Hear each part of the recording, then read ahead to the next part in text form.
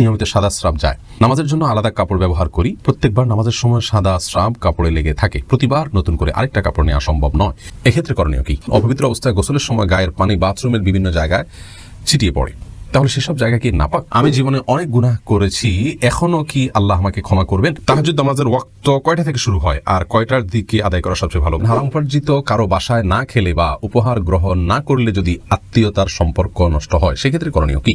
আমি খারাপ স্বপ্নে দেখি, এখন কি করা যায়? শুয়ে বাচ্চা কি পানের সময় মোবাইলে কোরআন পড়া যাবে কিনা? স্বামী আর স্ত্রী যে বিছানায় ঘুমায় সে বিছানায় বসে কি নামাজ পড়া যাবে? ওযু অবস্থায় বাচ্চাকে স্তনপান করানো যাবে কিনা? সালাতের দৃষ্টি কোথায় রাখবো? বিশেষ করে রুকু, দুই সিজদার মাঝখানে বৈঠকে যেন উপকৃত হবে। আমেনা খাতুন জানতে চেয়েছেন, হারাম উপার্জিত কারো বাসায় না খেলে বা উপহার গ্রহণ না করলে যদি আত্মীয়তার সম্পর্ক নষ্ট হয়, সেক্ষেত্রে করণীয় কি? বোন আমেনা, হারাম উপার্জিত কারো বাসায় যদি আপনি না খান, তার যে যদি হালাল কোনো উপার্জন না থাকে এবং উপহার গ্রহণ না করেন, তাতে আত্মীয়তার সম্পর্ক নষ্ট হবে না, কারণ আল্লাহর জন্যই আমাদেরকে ত্যাগ করতে হবে। এখানে আল্লাহর জন্য ত্যাগ করেছেন। যদি তার শুধু হারাম উপার্জন থাকে আর যদি হালাল হারাম দুই ধরনের উপার্জনের মিশ্রণ থাকে, তাহলে কিন্তু আপনি সেটি গ্রহণ করতে পারেন। যদি না গ্রহণ করা উত্তম, এরকম পরিস্থিতিতে আপনি গ্রহণ করে দরকার কোনো গরিব হয় মানুষকে দিয়ে দিবেন। তারপরেও যথাসম্ভব সম্পর্কটা রক্ষা করার জন্য চেষ্টা থাকা উচিত। কিন্তু যদি আপনার কোনো ওয়ে না থাকে, যেমন তিনি পিওর হারাম জিনিস আপনাকে দিচ্ছেন, আপনি দেখতে পাচ্ছেন, তাহলে সেটাকে বিনয়ের সাথে বা বিভিন্ন কৌশলে অ্যাভয়েড করে যদি সম্পর্ক রাখতে পারেন, সেটা ভালো হয়। তারপরেও যদি আপনার সম্পর্ক রক্ষা করার চেষ্টা সত্ত্বেও যদি সম্পর্ক তিনি নষ্ট করে ফেলেন, আল্লাহর কাছে ইনশাআল্লাহ আপনার দায় থাকবে না। সামাইরা জান্নাত আপনি জানতে চেয়েছেন, নির্দিষ্ট সময় আকিকা দিয়ে মাংস রেখে দিয়ে পরবর্তীতে অনুষ্ঠান করলে জায়েজ হবে কিনা? হবে, কোনো অসুবিধা নেই। আকিকা 7ম, 14তম বা 21তম দিনে রাখা দেওয়া উত্তম বাচ্চা জন্মের। অতএব সেদিন আকিকা করে অনুষ্ঠান করবার জন্য আপনি গোশত রেখে পর অনুষ্ঠান করলেন, কোনো অসুবিধা নেই। অনুষ্ঠানটা মুখ্য হলে ওই দিন প্রসূযোগ করাটা। ইলুফার জাহান বোন আপনি জানতে চেয়েছেন, মায়ের সম্পত্তি ছেলে মেয়েরা কিভাবে পাবে? ঠিক বাবার সম্পত্তি যে হারে পান, মায়ের সম্পত্তি একই হারে পাবেন, কোনো বেশ কম নেই, সিস্টেম একই। মুহতাসিম মাহমুদ আপনি জানতে চেয়েছেন, অপবিত্র অবস্থায় গোসলের সময় গায়ের পানি বাথরুমের বিভিন্ন জায়গায় ছিটিয়ে পড়ে, তাহলে সেসব জায়গা কি নাপাক? না। একে তো হলো যে প্রথম যে পানিগুলো ছিটিয়ে পড়ছে, এরপর আবার ভালো পানিও পড়ছে, পড়ে সেগুলো ধুয়ে যাচ্ছে। আর এক্ষেত্রে আপনার পুঙ্খানুপুঙ্খরূপে যে জায়গা পড়লো সে জায়গা পানি পড়লো কিনা, এগুলো আমাদের এতটা গভীরভাবে দেখার কোনো প্রয়োজন নেই, কারণ এইভাবে মানুষ বেঁচে থাকতে পারে না। অনেকে সূচিবায়ুর কারণে এই সমস্যাগুলো হয়ে থাকে, যে তিনি সন্দেহের মধ্যে ভুগতে থাকেন, তাহলে সব জায়গায় নাপাক কিনা। এগুলো শয়তান করে থাকে মানুষকে বাদ থেকে দূরে রাখবার জন্য এবং পরেশান করবার জন্য। অতএব আপনার শরীর থেকে পানি যখন নাপাক দূর করার জন্য যখন পানি ইউজ করেন, সেটা যখন শীতকে কোনো আপনার টয়লেটের ওয়ালে অথবা আপনার ফ্লোরে পড়ে, সেটার কারণে সে ওয়াল বা ফ্লোর নাপাক হবে না। কারণ হলো পরবর্তীতে আবারও পানি পড়ছে, এছাড়া শুকিয়েও যাচ্ছে, পানি শুধু তার উপর দিয়ে ঢালা গেলেই সেটি পাক হয়ে যাবে। অতএব সেটা নিয়ে পরেশান থাকার কোনো কারণে সেটিকে পাক ধরে নিতে হবে। তুহিন আপনি জানতে চাইছেন, শুয়ে বাচ্চা কি পানের সময় মোবাইলে কোরআন পড়া যাবে কিনা? যাবে, কোনো অসুবিধা নেই।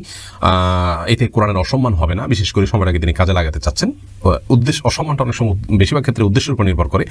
তিনি যদি কোরআনকে অসম্মান করার উদ্দেশ্যে তো শুয়ে পড়ছেন না, বরং সময়টা কাজে লাগাতে চাচ্ছেন, কোনো অসুবিধা নেই। শুয়ে কোরআন তেলাওয়াত করার বিষয়টি প্রমাণিত রয়েছে। জুয়েল তালুকদার জানতে চেয়েছেন, আমি খারাপ স্বপ্নে দেখি, এখন কি করা যায়? খারাপ স্বপ্ন দেখলে তার করণীয় কি, এই বিষয়ে আমাদের একটা ভিডিও রয়েছে সুন্নাহ ফাউন্ডেশন ইউটিউব চ্যানেলে এবং আমাদের ফেসবুক পেজে, সেটা আপনি দেখতে পারেন। বাম দিকে 3 বার থুতু ফেলবেন, দাঁড়িয়ে সম্ভব হলে বেশি আপনার ঘুম ভেঙে গেলে আপনি 2 রাকাত সালাত আদায় করবেন, আমানতু বিল্লাহি ওয়া রাসূলিহি পড়বেন এবং আপনার কাঁধকে পরিবর্তন করে শোবেন এবং খারাপ স্বপ্ন মানুষকে বলে বেড়াবেন না। নাইমুল হাসান জানতে চান, বাথরুমের কোনো পর্দা বা দেয়াল না থাকায় বিসমিল্লাহ বলে ওযু করা যাবে কিনা? যদি পর্দা বা দেয়াল না থাকে এবং কমোডের পাশেই আপনি টেপ থাকে, সেখানে আপনি ওযু করবেন না, বিসমিল্লাহ বলে ওযু করবেন। বিসমিল্লাহ বলা তো ফরজ ওয়াজিব নয়, অতএব বিসমিল্লাহ ছাড়া ওযু করবেন।